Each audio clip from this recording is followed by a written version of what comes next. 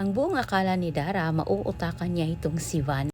Ngunit si Menchie gumagawa ng paraan para makarating kay Vanna ang bidyong nakuha ni Jenny.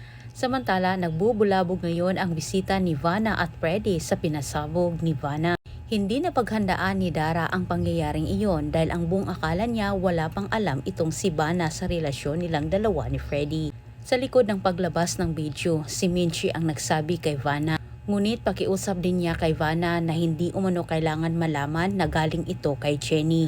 Napapahiya itong si Dara sa party ni Vanna at nagtangka pa itong takasan ang iskandalong kanyang ginagawa.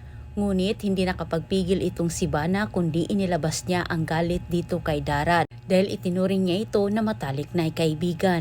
Habang si Megan walang kamalay-malay sa iskandalong ginagawa ng kanyang ina, sila'y nagkasagutan naman ni Nate dahil sa pinagagawa ni Megan. Kahihiyan ang kinahihinatnan ni Dara sa kanyang ginagawa ngayon sapagkat kumakalat na ang video at pinagpipiestahan na itong si Vanna sa lahat ng mga fans. Iniisip naman ngayon ni Menchie na sila ay nakakaganti na umano kay Vanna. Samantala, nagkasagutan si Freddy at Vanna. Inaalam ni Freddy kay Vanna kung saan nanggagaling ang sabing video. Pinalabas ni Vanna na mismo sa hotel niya ito nakukuha. Walang kamalay-malay itong si Freddy nanggagaling ito kay Jenny. Hindi pa ito nakarating kay Megan kaya't malakas ang loob nito na sagutin itong si Nate. Sobrang nagagalit naman itong si Nate dahil sa pinagagawa ni Megan na hindi na ito sumulpot sa kanilang mga rehearsal.